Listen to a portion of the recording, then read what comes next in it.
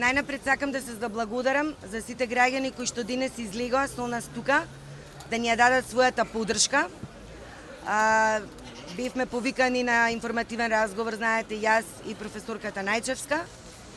Јас влегов, присуствував на разговорот. Разговорот траеше мошне кратко.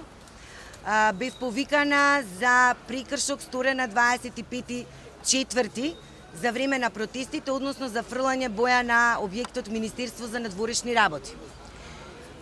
Признав дека сум фрлала боја и при тоа изјавив дека не се чувствувам виновна за тоа што сум го сторила и дека сметам дека е тоа мое легитимно право како граѓани на оваа држава да го изразам револтот за она што ни се случува во државата и за политиките на оваа криминална власт.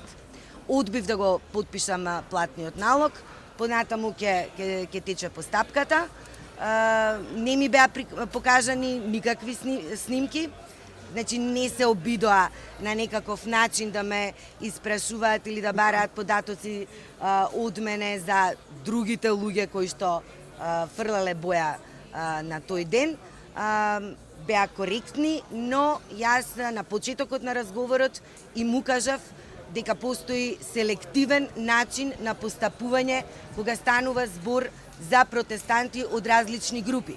Имено, ги подсетив на протестот кој што се случи пред Општина Центар, за кој настан ниту еден учесниците на тој протест кој што при тоа ја оштетија Општината Центар не беа повикани на разговор, ниту трпеа било какви санкции.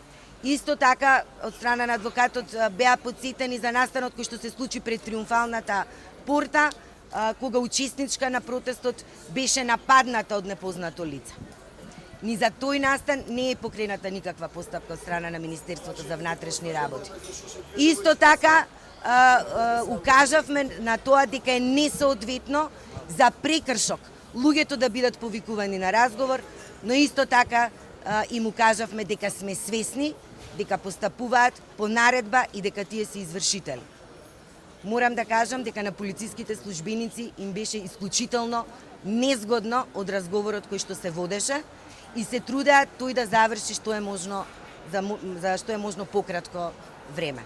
Тоа е тоа што имам да го изјавам, при тоа јас и во моите изјави деновиве укажав дека и понатаму ќе продолжам да протестирам и ќе продолжам да го изразувам својот револт и не мислам дека со ваквите методи на заплашување ќе се спречат граѓаните да излегуваат на протести. При тоа сакам уште еднаш да потсетам дека нашите соборци Здравко Савевски и Владимир Куновски се уште се наоѓаат во куќен притвор. Тие се методите, тоа е манирот на оваа власт. Луѓето не смеат да бидат обесхрабрени. Мора да продолжиме секој ден во 6 саат пред специјалното јавно обвинителство. До крај.